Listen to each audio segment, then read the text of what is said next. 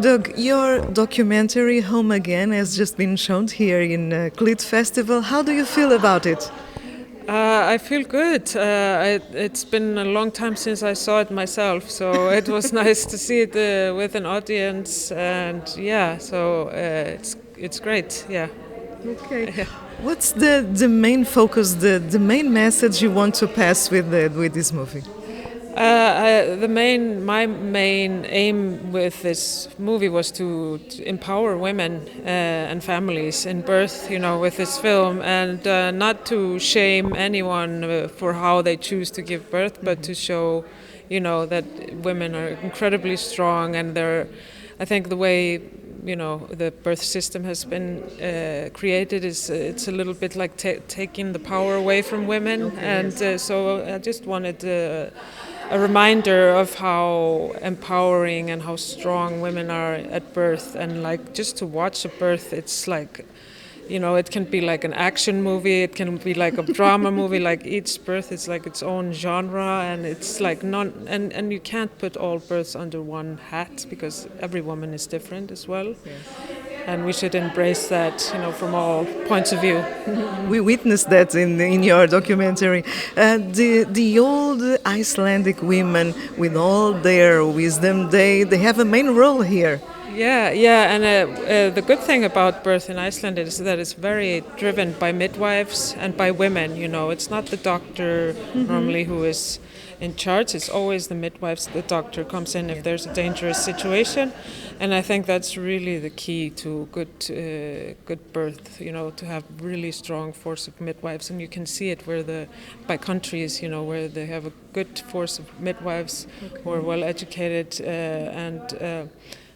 there you have very good birth service, and very empowering for women. So I think it goes hand in hand. Yeah. How did you manage to meet all those women, the ones that gave birth during your documentary? How did the team work with them?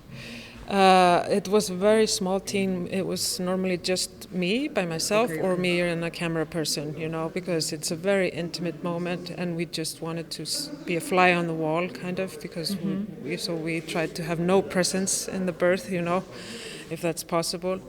And so there was even one more birth I filmed, but they divorced. It took so long to make the film, so they divorced, and they weren't comfortable with showing, the birth, and they had new, spouses and everything. So, but it was just... It wasn't a good idea to put them together again. No.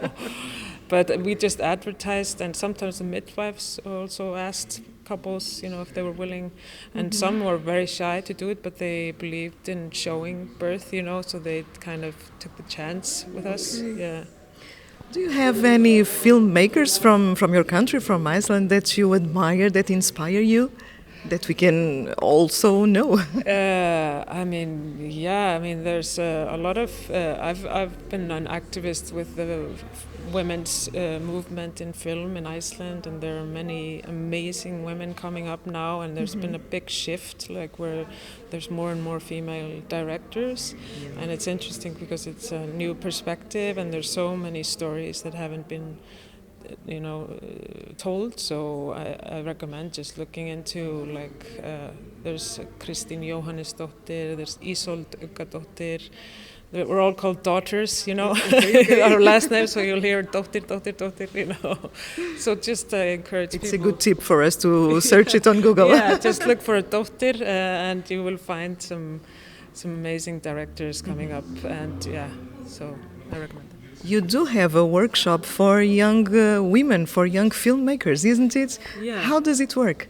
Yeah, I have a film festival, a short film festival, and I created something called Girl Shoot, and I have Nordic Girl Shoot, so that's for girls in the young female filmmakers who are from the Nordic countries.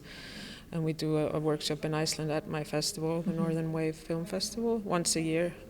So we're trying to empower the next generation by having them come together, because also the Nordics have grant systems that so they can really collaborate and get funding for their projects between the Nordic countries. So and then they get mentors that's really important for women to have mentors and someone they can look to, because it gets really rough, the filmmaking world, it's really about the long run, you know. Okay. So you have to have endurance and support, and you know, it's tough. They have to be resilient. Yeah, very resilient and not give up. So yeah, it's good to have a whole crew of people around them to support Supporting them. them, Yeah.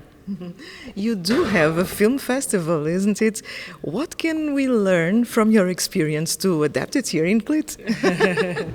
I think with everything now, it's just make it easy for you, you know, because it's also about endurance and, you know, surviving in the long run. So a lot of people are having burnouts in Iceland and, you know, overworked. And so it's just make it simple, you know, and enjoy it. And try to get energy out of it instead of it taking energy away from you, you know, then you're not in a good place. Okay. Yeah. I heard that you are now going to work on something related to sex. What can you tell us about that? Yeah, we have. I have a TV series called All Kinds of Sex in Iceland. So we're doing the second season now, and it's with a sexologist and an actor who's from Palestine but born in Iceland, and he's gay. So they have a very interesting conversation, but it's also a little bit comedic and funny, and like it's very sex positive. So we're trying to take away all the shame that's around sex and empower people, you know, when it comes to the conversation around sex. So, yeah. Another good theme for CLIT Festival. Yeah, if you want to show some TV series, then I can bring that one.